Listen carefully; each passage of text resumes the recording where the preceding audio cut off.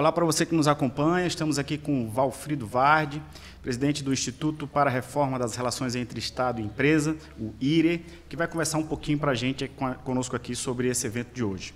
Valfrido, como é que você está avaliando, nesse momento do país, as relações estratégicas entre o Brasil e a China, no momento em que ambos completam 50 anos de relações diplomáticas, de amizade, cooperação bilateral?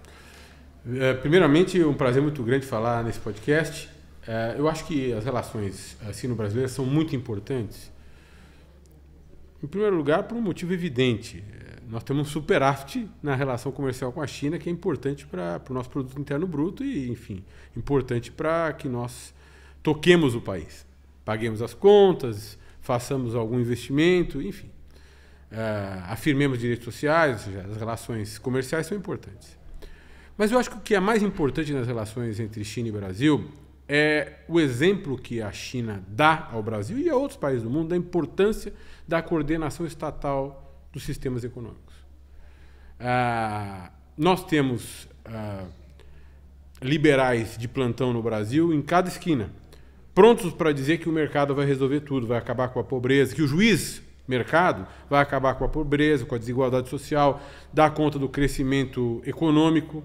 Mas isso não aconteceu nos últimos 500 anos, senão em momentos em que o Estado agiu para coordenar, não para ser empresário, mas para coordenar a atividade econômica, para dar rumo, norte à atividade econômica, como tem feito a China desde o final dos anos 80 ou dos anos 70, com Deng Xiaoping, desde quando nunca mais experimentou um crescimento econômico menor que 6%. Portanto, eu acho que esse é o maior exemplo, o mais importante exemplo que a China pode dar ao Brasil e talvez um subproduto dos mais valiosos para a relação sino-brasileira, da relação sino-brasileira, para a formulação de política interna no país. Joaquim de Carvalho, né? Presidente, tem a questão seguinte: o Brasil já exportou serviços para a China na área, sobretudo, de construção pesada. O Brasil fez a hidrelétrica Três Gargantas de lá, né? E hoje exporta muita commodity. Qual você acha que deve ser o produto que o Brasil deveria investir hoje para exportar para a China, levando em consideração o desenvolvimento do Brasil e também a geopolítica internacional?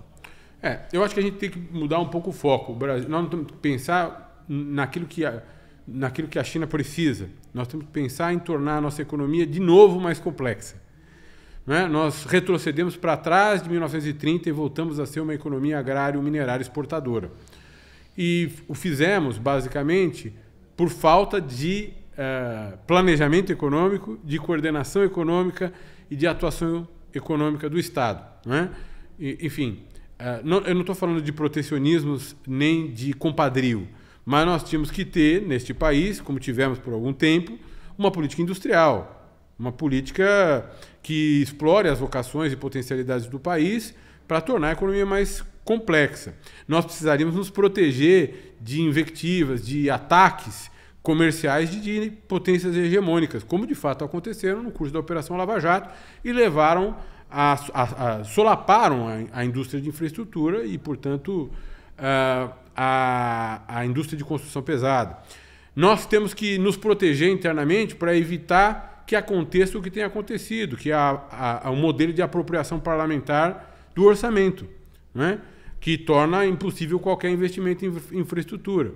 1/3 do orçamento brasileiro está na mão dos parlamentares, sem nenhuma responsabilidade, à sorrelfa, e contra o artigo 2º da Constituição, que determina a articulação harmônica entre os poderes do Estado.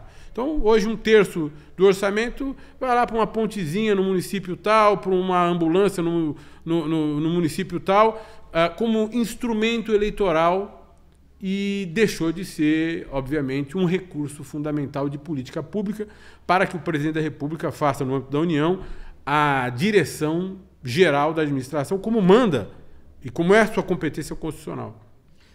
Valfrido, tem aí, você falou da importância do Estado coordenar o desenvolvimento do país e, trazendo agora, recentemente, o presidente Lula lançou aí um plano para incentivar a alta tecnologia e a criação de inteligência artificial.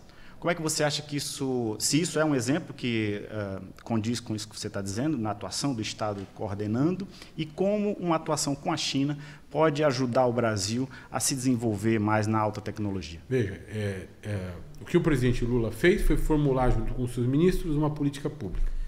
Mais uma vez, não há política pública que se transforme em realidade sem dinheiro. Nós vivemos no regime de produção capitalista. Não é possível criar tecnologia, inovação, sem muito dinheiro. Sem muito dinheiro. Ah, mas os Estados Unidos são a economia de mercado. Não, os Estados Unidos, como qualquer outro país de grande nação, que tem indústria de ponta, de tecnologia de ponta, tem investimento estatal massivo no desenvolvimento de novas tecnologias. Internet, a inteligência artificial, todas essas tecnologias vêm do complexo militar industrial norte-americano e vêm, obviamente, na China, da influência central do seu governo sobre as empresas e sobre os institutos de pesquisa e investimento maciço. O presidente Lula, óbvio, tem as melhores intenções e tem feito um bom trabalho dentro do possível, mas sem dinheiro nós não conseguiremos implementar essas políticas. E alguns dirão, não tem dinheiro porque o país é incapaz de crescer. Mas espera lá. Mas por que o país é incapaz de crescer? Porque ele não faz investimentos. E por que ele não faz investimentos? Porque 1/3 da sua capacidade de investir está nas mãos de quem não deveria estar. Nas emendas individuais e de bancada do parlamento. Isso precisa acabar.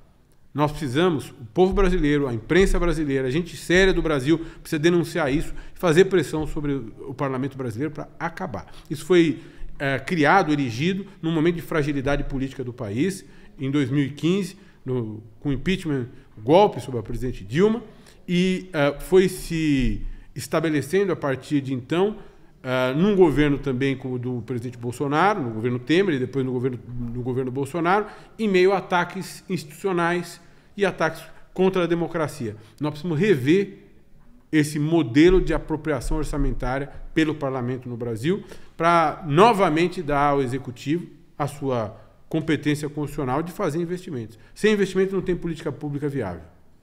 Muito bem. Muito obrigado. Obrigado.